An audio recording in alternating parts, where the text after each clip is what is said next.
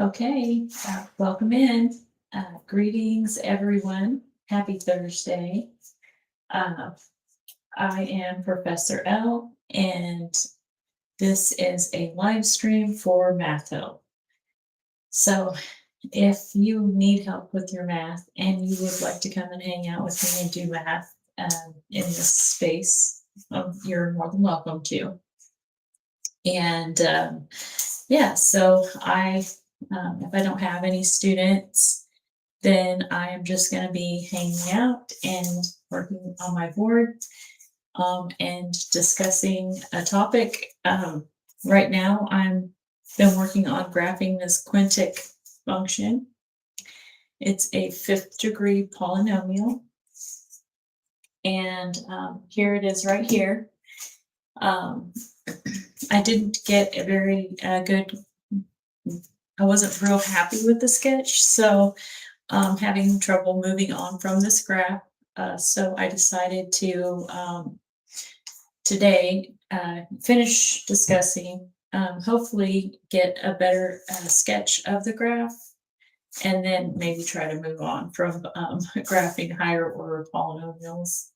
So we'll just see how it goes, and I will just get into it. So what I did, I left yesterday and I was really dissatisfied. So I'm going to go ahead and erase some of the stuff. Scratch my graph. I know what a general idea of what this graph looks like, but not real happy with it. So we'll go ahead and erase all that.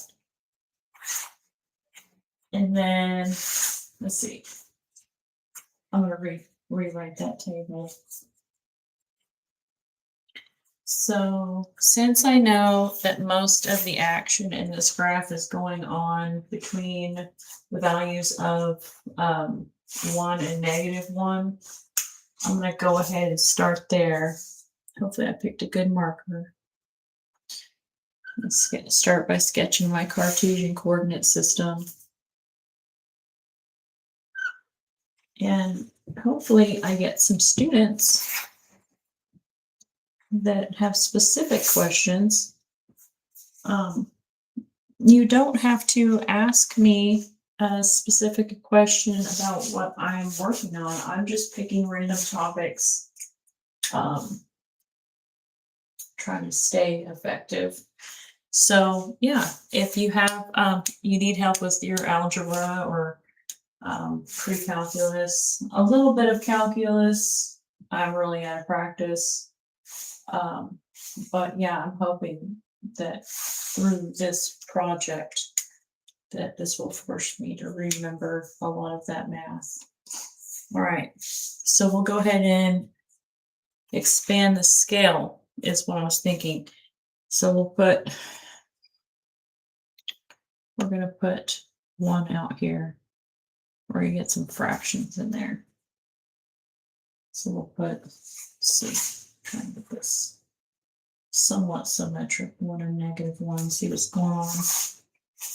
And we'll put 1 here because I know that when I erased it, but I did figure out that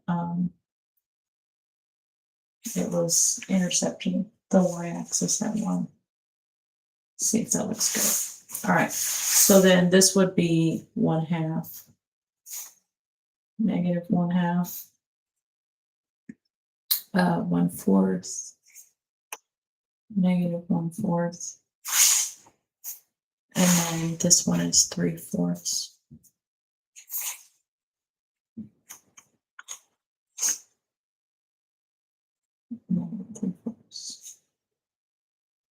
Okay, and trying to do this every day, you're just not going to be 100% every day. Yesterday I was struggling, so today I feel a little bit better, but all right. So what I want to do is I'm going to go ahead and put my table off over here because I know that I have room for it. And I'm not going to do too terribly long of a table, but we're going to go from -1 and then put -3/4, -1/2, -1/4, 0, 1/4, 1/2, 3/4, and +1. And I can already fill in some of those because I figured out I'm not all the way done factoring this, but I know I have zeros at 1 and -1. So I know that at +1, there's a 0. And I'll move my stool out of the way. And -1, there's a 0. And then at when x is 0 here, I'm pretty sure y is 1. Okay, so we have those values already given, so that's going to make it a little bit easier. And then what I want to do first, I don't think that I'm going to need the first and second derivatives in this case because, well, I solved this one. Let's see, make sure I got that value.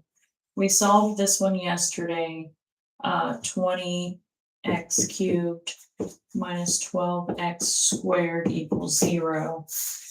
And then I factored out an x squared. Let's see, 4 times 5, 4 times 3. 4 times 5, 4 times 3, 4x squared.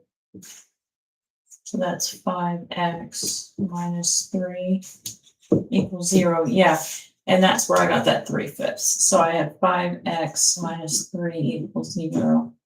And that's a critical value. We also have a critical value at 0, it looks like. Because you have this 4x squared equals 0.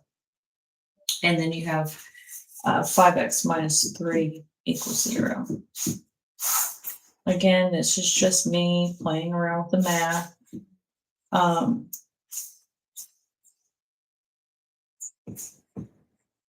So we got this critical point, x equals 3/5. And then when you solve this one for 0, x squared equals 0. So x equals 0. So we got that one and then this one. And so what I did was I took and I plugged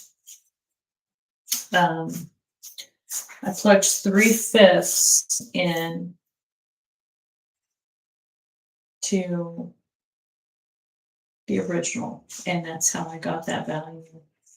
So that's here. So it was 3/5 to the 5th power minus, yeah, it's right here. So I think, did I save that in the calculator?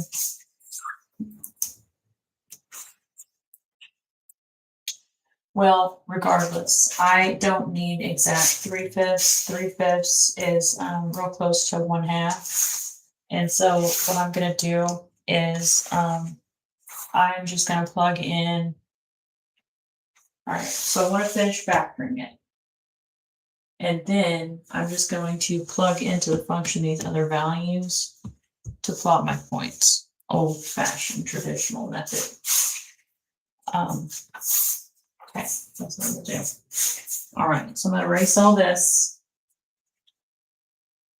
And then I was kind of hung up a little bit yesterday about how to finish factoring this thing.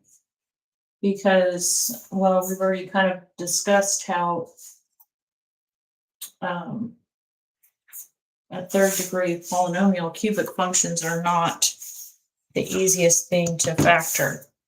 But I got to thinking about this yesterday, and this is where some of the math critical thinking problem solving process gets kind of cut in transferring from professor to student, is that sometimes these complicated math concepts, and I'm not saying this is overly complicated in the grand scheme of math things, but it is more complicated than simple math.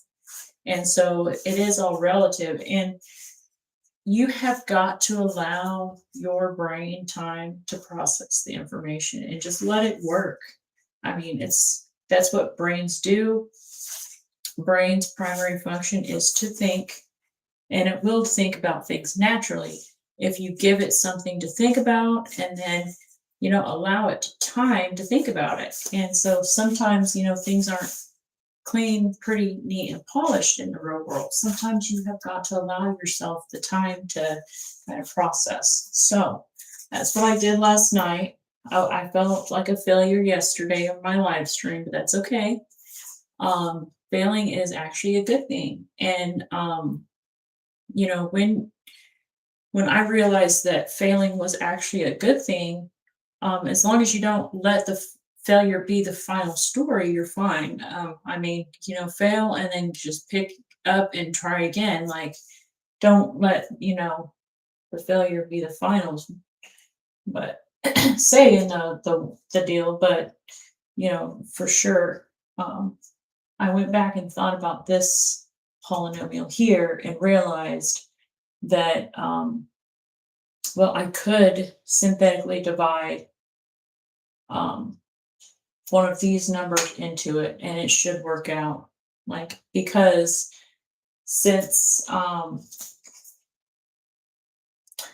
want to try to divide x plus 1, because I already looked at the graph of this and I realized that there's a bounce at x plus 1, then I should be able to take this factor x minus 1 equals 0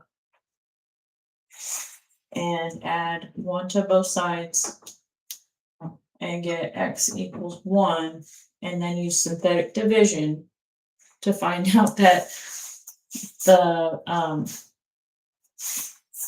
polynomial that is resulting for this one, to split this one up a little bit. So that's what I'm going to do. I'm going to take x equals 1 and synthetically divide.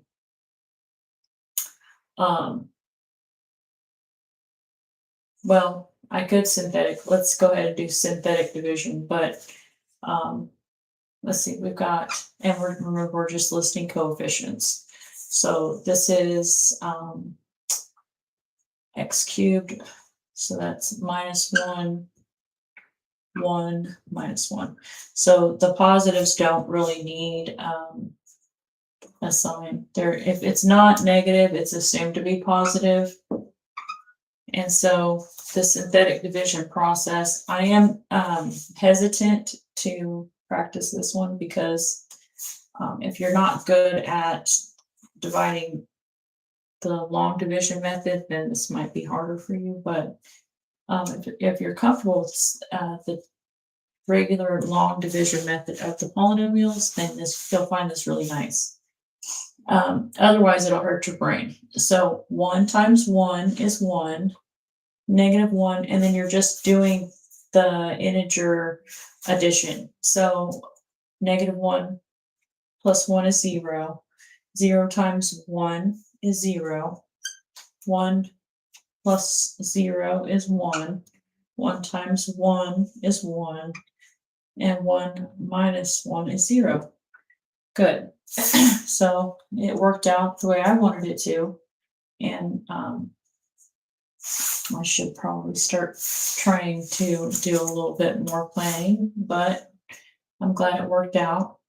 More importantly, when you divide x cubed by x, you're getting x squared. So that should tell you where to start your polynomial.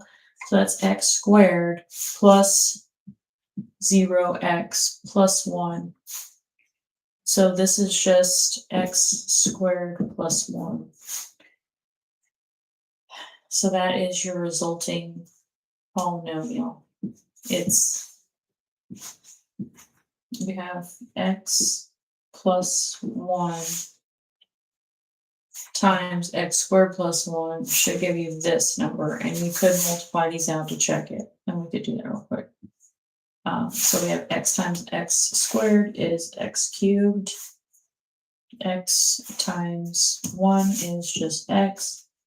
And you're just systematically making sure that each term gets multiplied exactly one time. So that's plus x squared plus 1 times 1 is 1. So you can always check to make sure that you did it correctly. X cubed, and then just list in descending order. Wait a second.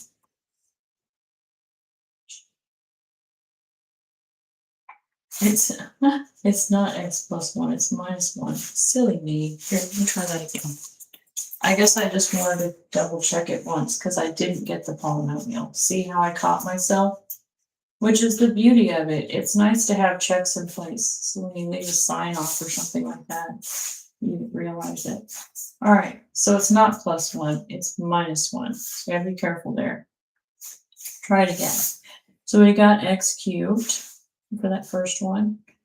And then x times 1 is plus x. Negative 1 times x squared is negative x squared. And negative 1 times 1 is negative 1. Now let's list it in order. X cubed minus x squared plus x minus 1. And now we've got it. Good. All right, so these are the two polynomials that make this. So we can now replace this with this. Let's do that here.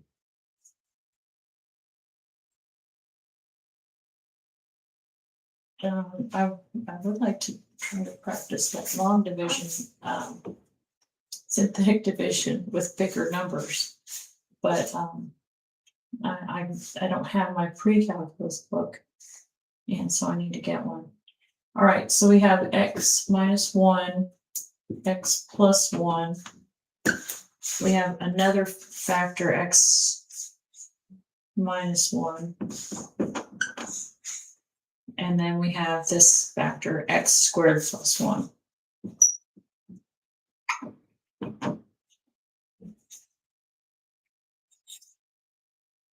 And then I'm going to erase this now because I don't need it anymore.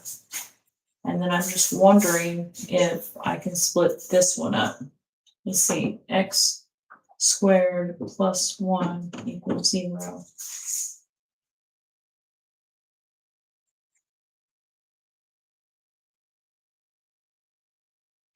If I solve that for negative 1,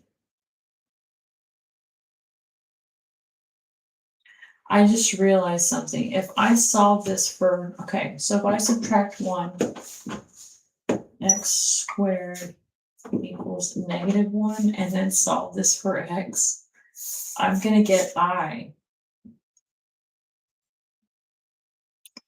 So I better just leave it here because this is, okay, so it's saying if there's complex roots, then this is saying x equals plus or minus I.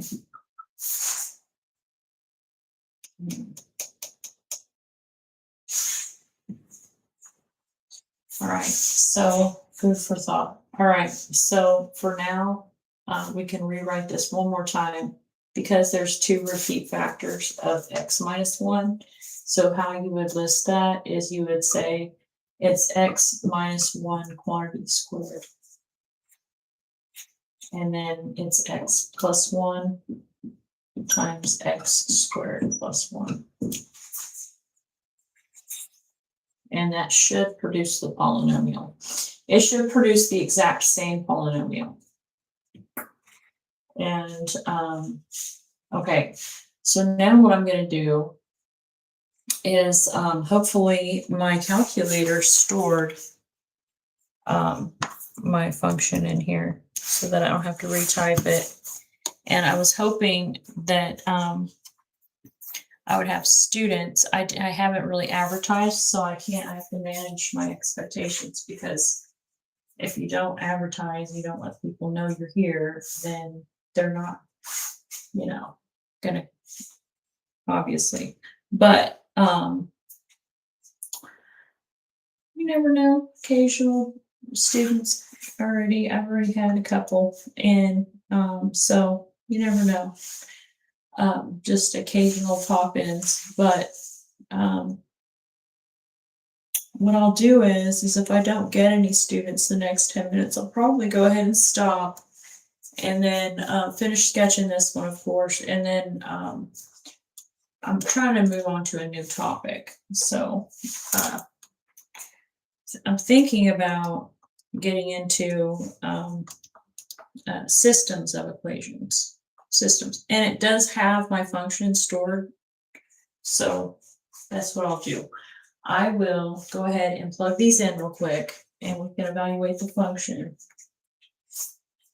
at these values here. And this should go by pretty quick. Okay, so I want to know -3/4. So f of -3/4.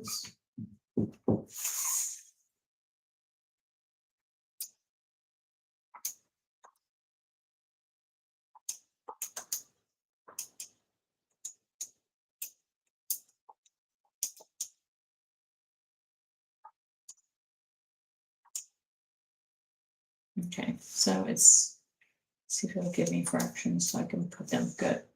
So -3/4 is 12, 25 over 1024.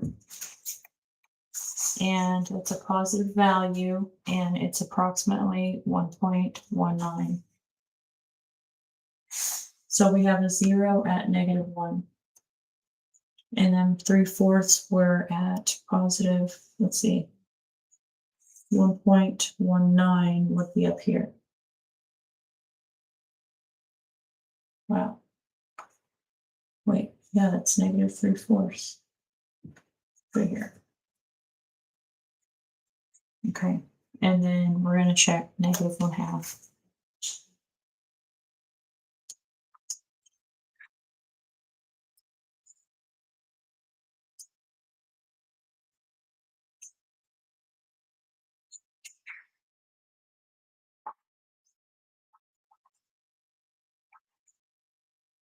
And it's saying -1/2, it's at 1.40. Try and keep this in fractions. So -1/2, it's 45 over 32.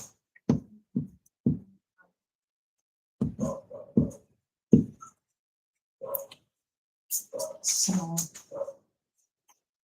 this is 1.19. F of -1/2 is 1.406.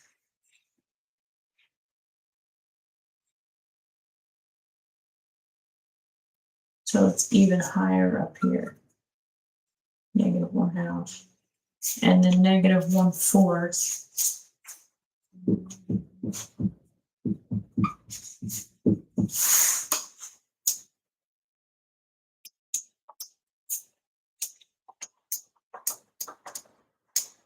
Let's say 1.24.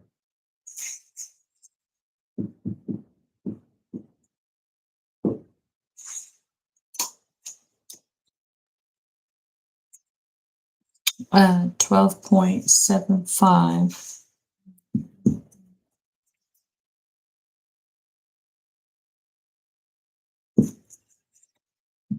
So it says 12.75 to 1024, and then that's 1.24. So it's back down.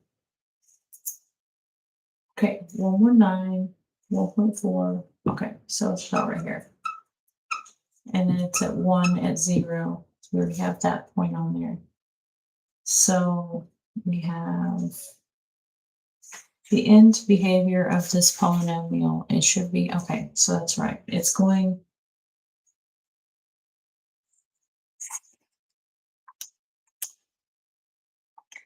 didn't we find -2?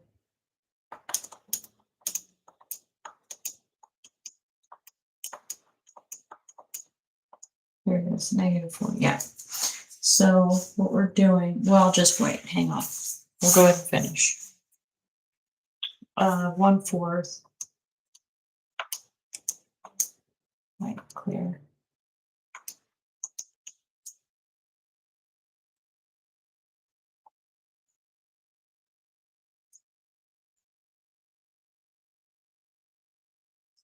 Okay, so positive 1/4 f of 1/4 is 0.74707. Getting 765.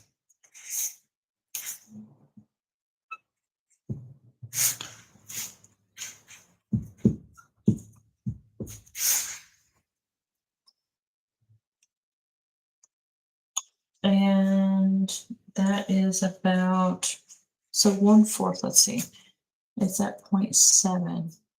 So not quite to 1. 1/2. We'll say about right there.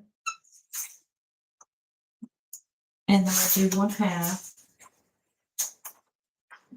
F of 1/2. We've got to work one of these by hand, so we'll do 1/2. So what we're doing is we're allowing the calculator to do our work for us. But if we had to do it algebraically, we didn't have a calculator, this is what we would do. We're just plugging in the value into our original function to get a behavior, an output.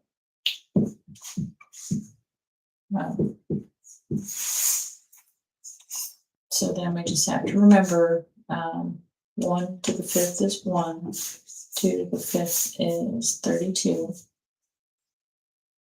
and then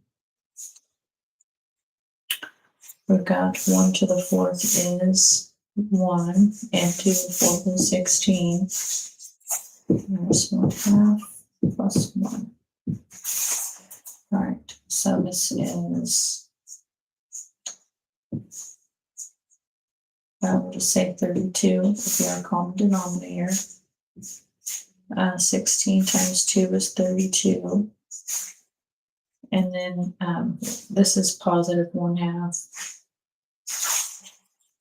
Because 1 minus a half is just a half. So we'll just say 1/2.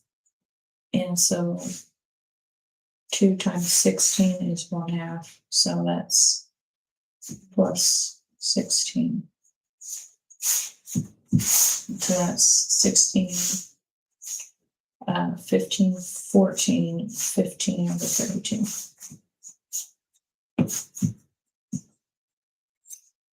All right, and then we use the calculator to check it, of course.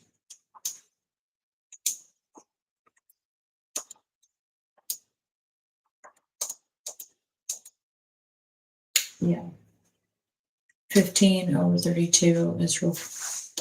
Okay, so it's saying that is 0.46875.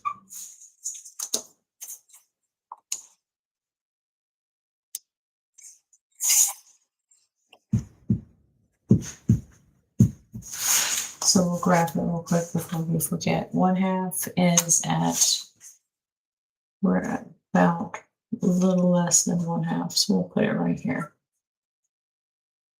And then we're going to plug in 3/4.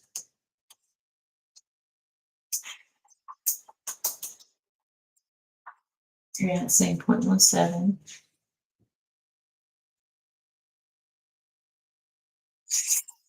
So math 1, this is 175 over 1024.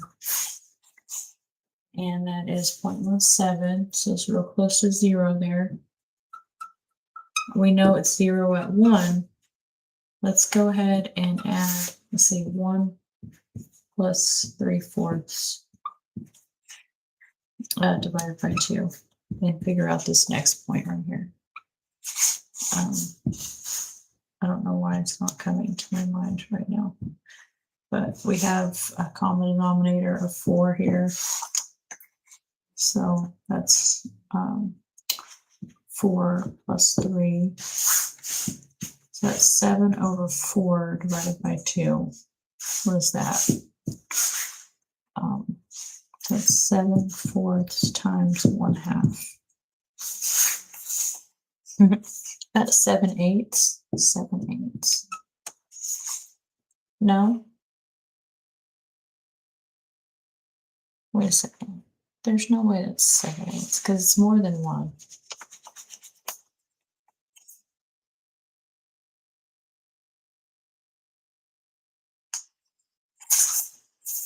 One over 1 plus 3/4.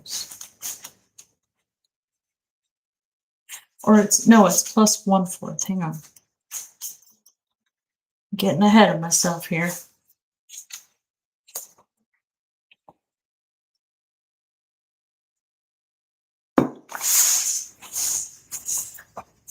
It's 4/4 plus 1/4 is all it is. I don't know why I had to go through all that. That's 5/4. Duh. Sorry. Okay. So let's just plug in 5/4. I think that was where we saw the bounce. It was like back here. We'll say 5/4, and then we'll cut it off. 5 divided by 4, short for x.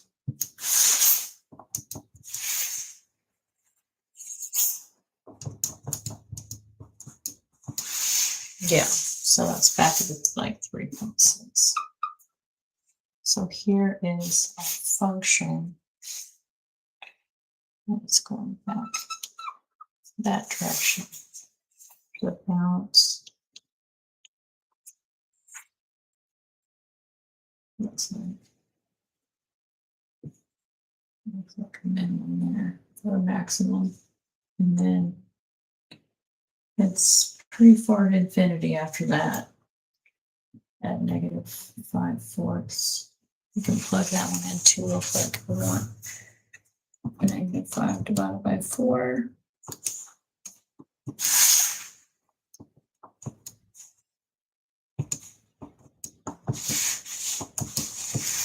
And it's saying -3.24.